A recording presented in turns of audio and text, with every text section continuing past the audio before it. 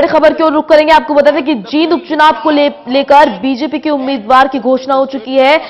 BJP के उम्मीदवार के जो प्रत्याशी है उनकी घोषणा कर दी गई है।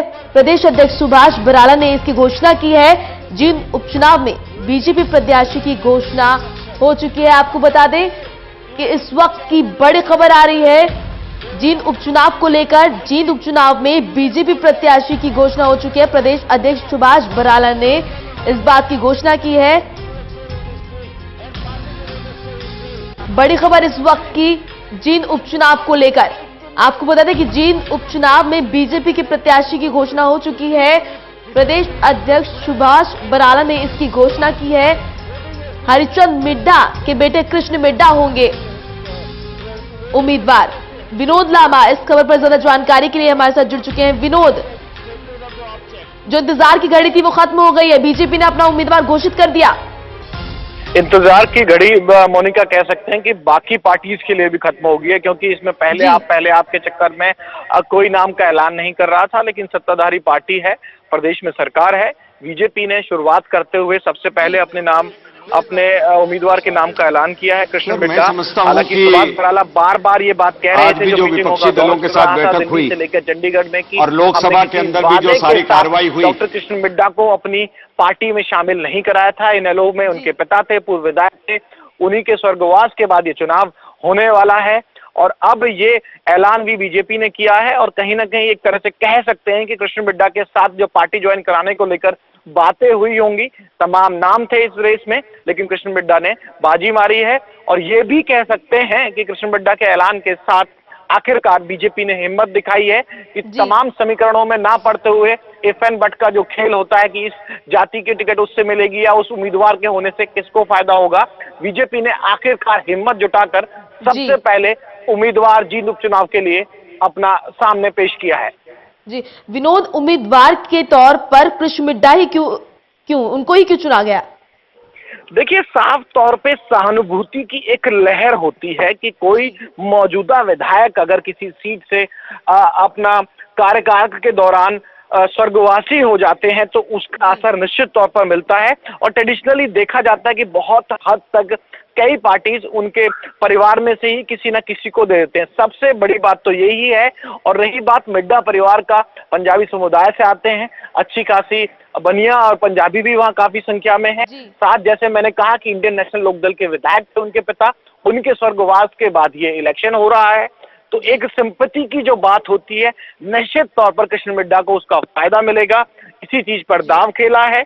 और जो खुद का पर्सनल वोट बैंक भी किसी नेता का एक बार चुनाव जीतने के बाद निश्चित तौर पर ग्राफ बढ़ता भी है और सरकार के साथ घटता भी है, लेकिन मौजूदा विधायक के बेटे के स्वर्गवास के बाद उनके बेटे का दावा बनता था। वो अलग बात है कि इंडियन नेशनल लोकदल से वो विधायक थे, उनके पिता मिड्ढा और कृष्ण मिड्ढा को बीजेपी ने पहले ही पार्टी में शामिल करा लिया था। तो सबसे स्ट्रेट फॉरवर्ड रीजन अगर आप मुझसे पूछें तो मुझे लगता है कि सिंपैथी थोड़ा सा जो होती है कि उस परिवार में उनके बेटे को उतार दिया जाए, सबसे इजी फॉर्मूला होता है। इस गणित में राजनीति का बहुत ज्यादा बड़ा फार्मूला लगाने की जरूरत नहीं है। इस सीधा सीधा है कि उनके परिवार के में ही विधायकी थी, अब उनके बेटे को उस जींद उपचुनाव में उतारा जा रहा है। जी विनोद, क्या लगता है आपको अब, क्योंकि बीजेपी ने उम्मीदवार की घोषणा कर दी है, अब धीरे धीरे जो तमाम पार्टियां हैं वो भी जल्द ही उम्मीदवार की घोषणा कर सकती हैं? नहीं, जल्दी नहीं कर सकती हैं। यहाँ 4 बजे बताई जा रही है मीटिंग। दिग्विजय सिंह चौटाला का नाम चल रहा है जननायक जनता पार्टी की तरफ से और बहुत हद तक कहा जा रहा है, लेकिन 3 और 4 बजे के बीच दुष्यंत चौटाला एक मीटिंग लेने वाले हैं। और उस मीटिंग से जुड़ी खबर जो मेरे पास इस समय मौजूद है, बड़ी ब्रेकिंग खबर यह है कि मांगेराम गुप्ता जो कि पूर्व विधायक थे कांग्रेस से, वहां वो भी उस मीटिंग में शामिल हो सकते हैं।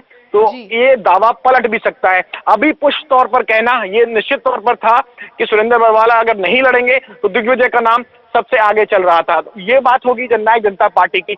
अब देखना है कांग्रेस का अपडेट मैं आपको ये दे देता हूं कि इस समय मैं 15 रकाबगंज रोड और मैं मौजूद हूं, जो कि कांग्रेस का वॉर रूम है। यहाँ दूसरे राउंड की मीटिंग हुई है, ये ध्यान कीजिएगा बात को, दूसरे राउंड की मीटिंग हुई है। उसके बाद भी उम्मीदवारी को लेकर पेच फंस गया है और यहाँ विकास का नाम आ रहा था, जयप्रकाश के बेटे हैं जो कि निर्दलीय विधायक है, उनके बेटे को लेकर हुड्डा साहब की तरफ से यानी कि पूर्व सीएम साहब की तरफ से नाम तो रखा गया, लेकिन भूपेंद्र सिंह हुड्डा के इस प्रस्ताव पर बाकी नेता सहमत नहीं है उनके नाम को लेकर, तो ये पेच फंस गया है और सभी कांग्रेस के नेता अभी वॉर रूम से निकल चुके हैं। किरण चौधरी हालांकि यहाँ मौजूद हैं, लेकिन केसी वेणुगोपाल जो कि इंचार्ज थे पार्टी आला कमान कांग्रेस की तरफ से, वो जा चुके हैं। भूपेंद्र सिंह हुड्डा, दीपेंद्र सिंह हुड्डा जा चुके हैं, कैप्टन अजय सिंह यादव जा चुके हैं। कुछ नेता अभी भी मौजूद हैं अंदर, जिनमें से अशोक तंवर सबसे बड़ा नाम है। उनके अलावा तो ये जो नाम भूपेंद्र सिंह हुड्डा की तरफ से दिया गया, वो नाम पर सहमति बनती दिख नहीं रही है। ये मिड्डा की खबर भी उस दौरान, इनकी मीटिंग के दौरान ही लगभग आ चुकी थी चंडीगढ़ से, तो उसके बावजूद भी सेकेंड राउंड की मीटिंग खत्म होने के बाद और एक दर्शकों को जानने के लिहाज से, और खासतौर से अगर जींद के दर्शक हमें सुन रहे हो, देख रहे हो, तो ये 5, साढ़े 5 बजे फिर दोबारा कांग्रेस की तीसरे राउंड की मीटिंग होने वाली है। सीट एक है, चुनाव एक है, उम्मीदवार एक चुनना है, लेकिन 3 घंटे की पहली मीटिंग होती है संडे को, रविवार को, और आज 2 घंटे की मीटिंग।